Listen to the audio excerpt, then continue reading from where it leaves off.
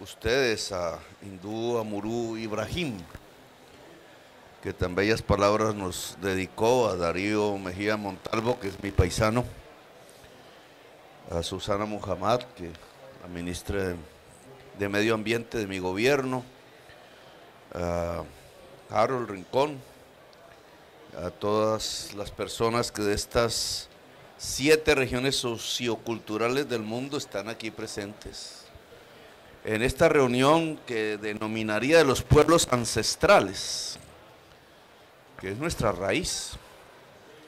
Todos tenemos las sangres mezcladas, y en América ni se diga, y en América del Sur ni se diga, las razas mezcladas las sangres mezcladas, porque las razas no existen, las sangres mezcladas del mundo en nuestras venas.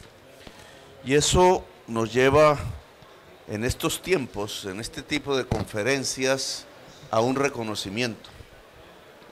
Si yo miro el tema de la selva amazónica, que hemos discutido aquí en varios eventos, son las comunidades indígenas de la selva amazónica quienes han cuidado la selva. No precisamente los pueblos mestizos que han llegado allí, incluso a veces desplazados por la violencia, la mayoría. No las mentalidades occidentales que trataron de utilizarla comercialmente y aún lo hacen, sino han sido los pueblos indígenas en sus reservas quienes han logrado cuidar la mayor parte de la selva amazónica. Y eso es un aporte a la humanidad, un aporte no reconocido a la humanidad. Hoy sabemos lo que significa esa selva desde la perspectiva de una lucha contra la crisis climática. Yo casi que diría que es el segundo o tercer punto más importante. El primero siempre será dejar de consumir petróleo y carbón. Sin eso, todos los demás esfuerzos se pierden, se evaporan. Y hay obviamente una resistencia desde intereses muy poderosos de la economía, de la política, de las sociedades, a dar ese paso que es el fundamental, dejar el petróleo y el carbón, que afecta no solo a países productores, sino que afecta, y ahí el porqué de la resistencia, el nivel de vida de los países más desarrollados que aún no logran variar los criterios de la riqueza, que siguen pensando que la riqueza consiste en acumular y tener bienes, cosas, y no en existir. Y se ha puesto en contradicción el tener con el existir. Si la riqueza la empezamos a medir en términos de intensidad de la existencia, que no pesa, que no es propiamente una cosa, sino que es el sentido del ser humano en la cultura, en su expansión como ser en esta tierra, entonces no tendríamos la crisis climática y viviríamos mejor. Los indígenas de Colombia y de América del Sur nos enseñaron lo que significan los planes de vida. Pues aquí, en este evento cosmopolita, un tanto burocrático y paquidérmico, lo que se intenta construir es planes de vida para toda la humanidad. Al final es como nos defendemos de la posibilidad de la extinción, un gran plan de vida de la humanidad que tiene una raíz y una experiencia en ustedes.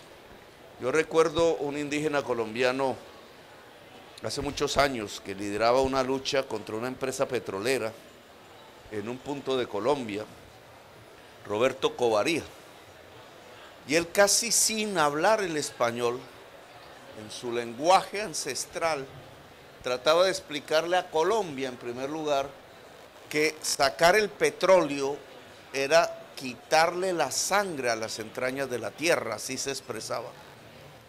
Y en ese momento, año 94 por ahí, muy poca gente entendía eso, pensaban Es como una especie de magia, de creencia, de mito, que no tiene ningún asidero en la realidad. ¿Quién iba a pensar que el petróleo dentro del subsuelo podía ser la sangre de la tierra? Y fíjense en cómo ese mensaje, porque él decía, si sacan el petróleo, es como si le sacasen la sangre al cuerpo y el cuerpo muere. Era el pensamiento de Roberto Covaría. Y hoy aquí, muchos años después, ya 30 años desde que él pronunció esas palabras, como tantos otros líderes y lideresas indígenas lo han dicho, hoy aquí nos encontramos con que la ciencia occidental, los físicos, los químicos, los premios Nobel, las mujeres de la ciencia occidental, nos dicen, ¿y qué es lo que nos dice la ciencia? Que si sacamos el petróleo, se acaba la vida. Es decir, lo mismo que decía el dirigente indígena Roberto Covaría hace 30 años en algún punto de la geografía colombiana en las montañas, tratando de detener una empresa occidental petrolera en su propio territorio, el territorio indígena. Esas frases, entonces aquí, nos traen el hecho de que las comunidades ancestrales al final son la verdadera raíz de la humanidad y que sus pensamientos diversos, construidos a partir de la sabiduría de los milenios, de la historia de la humanidad, al final tienen en su interior las soluciones a la crisis de existencia de la humanidad en este momento.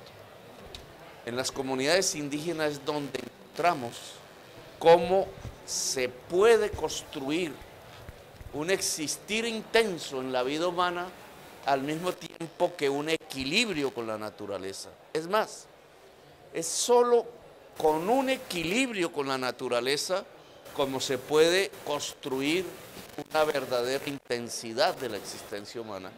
Y eso que lo sabían, que nos lo decían, hoy toca recordarlo en todos los rincones del mundo y del planeta y sobre todo en los rincones del poder.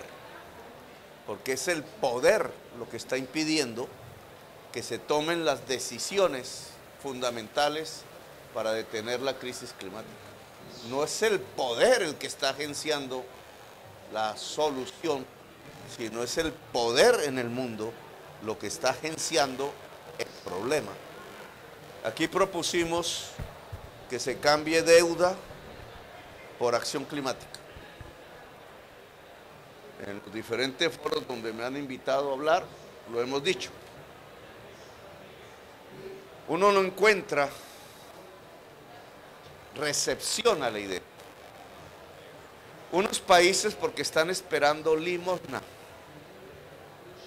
como la oportunidad de recibir un dinero gracias a que existe el problema. Otros países, porque lo que están viendo es una oportunidad de mantener las condiciones que propiciaron la crisis climática sin ningún tipo de sacrificio en sus estándares de vida, de consumo desaforado de las riquezas no renovables de la tierra. Y otros, porque ven aquí una oportunidad de ganancia.